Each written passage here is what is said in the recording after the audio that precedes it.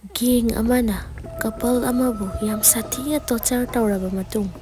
ꯅꯨꯄꯤ ꯑꯗꯨꯅ ꯑꯃꯨꯛ ꯔꯦꯞ ꯇꯧꯔꯒ ꯌꯥꯝ ꯁꯥꯊꯤꯅ ꯍꯥꯠꯈꯤꯕ ꯑꯃꯗꯤ ꯅꯨꯄꯤ ꯑꯗꯨꯒꯤ ꯊꯋꯥꯏꯅ ꯂꯥꯛꯇꯨꯅ ꯃꯤꯍꯥꯠꯄ ꯄꯨꯊꯣꯛꯈꯤꯕ ꯏꯟꯗꯣꯅꯦꯁꯤꯌꯥꯗ ꯊꯣꯛꯈꯤꯕ ꯌꯥꯝꯅ ꯀꯤꯅꯤꯡꯉꯥꯏ ꯑꯣꯏꯔꯕ ꯋꯥꯔꯤ ꯑꯃ ꯄꯨꯗꯨꯅ ꯂꯥꯛꯆꯔꯦ꯫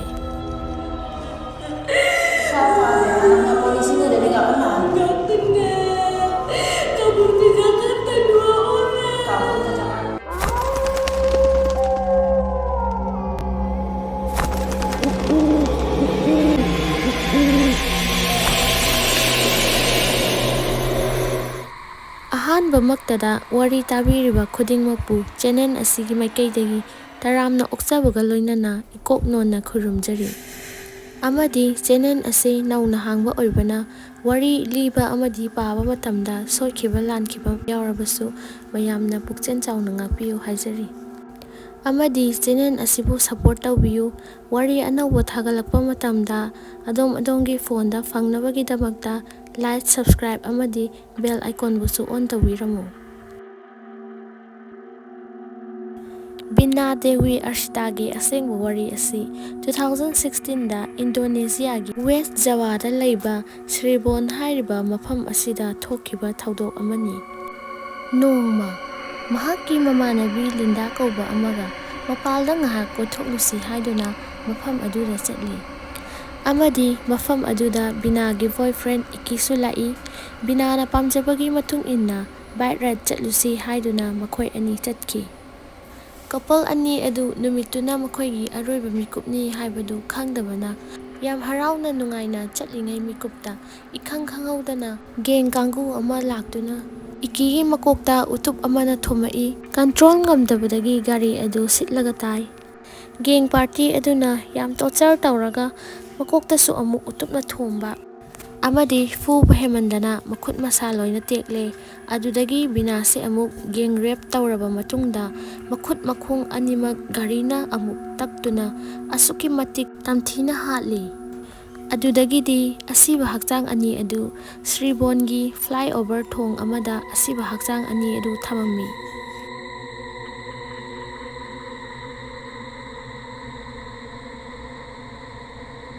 ꯃꯈꯣꯏ ꯑꯅꯤꯗꯨ ꯑꯦꯛꯁꯤꯗꯦꯟ ꯊꯣꯛꯇꯨꯅ ꯁꯤꯔꯦ ꯍꯥꯏꯗꯨꯅ ꯂꯩꯀꯥꯏ ꯃꯤꯌꯥꯝꯅ ꯈꯜꯂꯝꯃꯤ꯫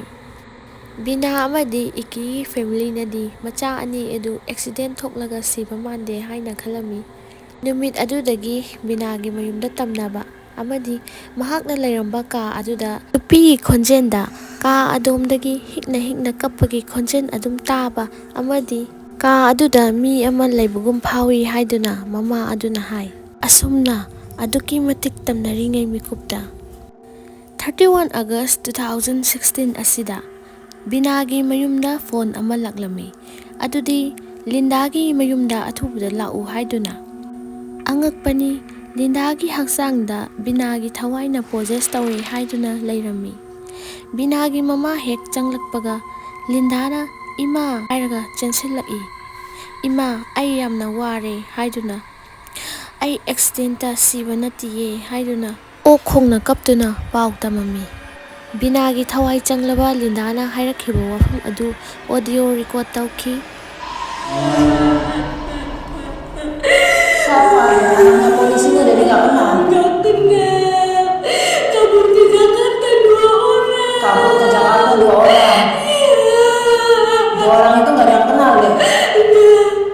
Berapa orang yang nganu dede tuh? 12 orang. Tangan dede dipukul pakai balok gede. Dipukul tangan Vina patah.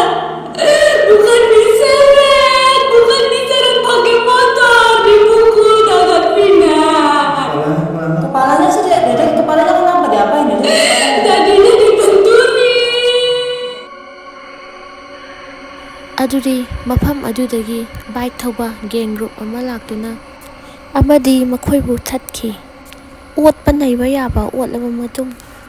ꯏꯀꯤꯕꯨꯅ ꯍꯥꯠꯈꯤ꯫ ꯑꯩꯕꯨꯅ ꯑꯣꯠꯄ ꯌꯥꯕ ꯑꯣꯠꯂꯕ ꯃꯇꯨꯡ ꯅꯨꯄꯤ ꯑꯣꯏꯕꯤꯒꯤ ꯏꯖꯠꯄꯨ ꯂꯧꯕꯤꯗꯨꯅ ꯇꯝꯊꯤꯅ ꯍꯥꯠꯄꯤꯈꯤ꯫ ꯅꯨꯃꯤꯠ ꯑꯗꯨꯗꯒꯤ ꯏꯃꯨꯡ ꯃꯅꯨꯡ ꯑꯗꯨꯅ ꯑꯣꯗꯤꯑꯣ ꯔꯦꯀꯣꯔꯗ ꯑꯗꯨ ꯄꯨꯂꯤꯁꯇ ꯄꯤꯈꯤ꯫ ꯃꯁꯤꯅ ꯃꯔꯝ ꯑꯣꯏꯔꯒ ꯀꯦꯁ ꯑꯗꯨ ꯑꯃꯨꯛ ꯍꯟꯅ ꯊꯤꯖꯤꯟꯈꯤ꯫ ꯑꯃꯁꯨꯡ ꯒ꯭ꯔꯨꯞ ꯑꯗꯨꯗꯒꯤ ꯃꯤꯑꯣꯏ ꯈꯔ ꯐꯥꯒꯠꯇꯨꯅ ꯄꯨꯂꯤꯁꯅ ꯋꯥꯍꯪꯄꯥꯡ ꯆꯠꯊꯈꯤ꯫ ꯑꯗꯨꯕꯨ ꯃꯌꯥꯝꯗꯣ ꯐꯥꯕ ꯃꯇꯝꯗ ꯈ꯭ꯋꯥꯏꯗꯒꯤ ꯃꯔꯨ ꯑꯣꯏꯕ ꯄꯦꯒꯤ ꯀꯧꯕ ꯅꯨꯄꯥ ꯑꯗꯨꯗꯤ ꯌꯥꯎꯈꯤꯗꯦ꯫ ꯄꯦꯒꯤ ꯍꯥꯏꯕ ꯅꯨꯄꯥ ꯑꯁꯤ ꯕꯤꯅꯥꯕꯨ ꯌꯥꯝꯅ ꯄꯥꯝꯖꯕ ꯀꯣꯏꯇꯥꯟ ꯇꯥꯟꯅꯖꯕ ꯅꯨꯄꯥ ꯑꯃ ꯑꯣꯏꯔꯝꯃꯤ꯫ ꯑꯗꯨꯕꯨ ꯕꯤꯅꯥꯅꯗꯤ ꯃꯥꯒꯤ ꯄ꯭ꯔꯣꯄꯣꯖꯜ ꯑꯗꯨ ꯑꯦꯛꯁꯦꯞ ꯁꯨꯛꯇꯧ ꯇꯧꯔꯝꯗꯦ꯫ ꯑꯗꯨꯕꯨ ꯃꯍꯥꯛꯀꯤ ꯕꯣꯏꯐ꯭ꯔꯦꯟ ꯏꯛꯀꯤꯒ ꯑꯗꯨꯃꯛ ꯅꯨꯡꯁꯤꯅꯔꯝꯃꯤ꯫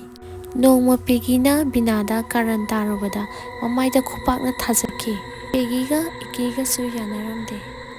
ꯃꯔꯝ ꯑꯗꯨꯅ ꯅꯣꯡꯃꯗꯤ ꯄꯥꯔꯥ ꯑꯃ ꯇꯝꯕꯤꯈꯤꯒꯦ ꯈꯟꯅ ꯂꯩꯔꯤꯉꯩ ꯃꯤꯀꯨꯞꯇ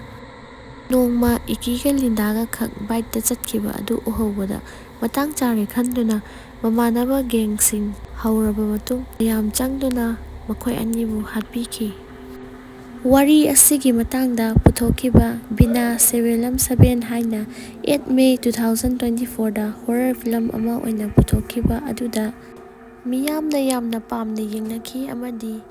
ꯐꯤꯂꯝ ꯑꯁꯤ ꯃꯤꯌꯥꯝꯅ ꯌꯥꯝꯅ ꯄꯥꯝꯅꯔꯛꯈꯤꯕꯗꯒꯤ ꯃꯤꯌꯥꯝꯅ ꯑꯆꯨꯝꯕ ꯋꯥꯌꯦꯜ ꯄꯥꯝꯂꯛꯈꯤ꯫ ꯀꯦꯁ ꯑꯁꯤꯒꯤ ꯃꯇꯥꯡꯗ ꯌꯥꯝꯅ ꯃꯔꯨ ꯑꯣꯏꯅ ꯆꯦꯟꯅꯈꯤꯕ ꯅꯨꯄꯥ ꯑꯗꯨ ꯐꯥꯗꯕꯒꯤꯗꯃꯛꯇ ꯃꯤꯌꯥꯝꯅ ꯑꯆꯧꯕ ꯏꯍꯧ ꯑꯃ ꯍꯧꯔꯛꯈꯤ ꯑꯃꯗꯤ ꯃꯁꯤꯅ ꯃꯔꯝ ꯑꯣꯏꯔꯒ ꯏꯟꯗꯣꯅꯦꯁꯤꯌꯥꯒꯤ ꯄꯨꯂꯤꯁꯅ ꯆꯍꯤ ꯀꯌꯥ ꯂꯣꯠꯇꯨꯅ ꯂꯩꯔꯤꯕ ꯀ꯭ꯔꯤꯃꯤꯅꯦꯜꯁꯤꯡ ꯑꯗꯨꯕꯨ ꯑꯃꯨꯛ ꯍꯟꯅ ꯐꯥꯅꯕ ꯊꯤꯖꯤꯟꯕ ꯍꯧꯔꯛꯈꯤ꯫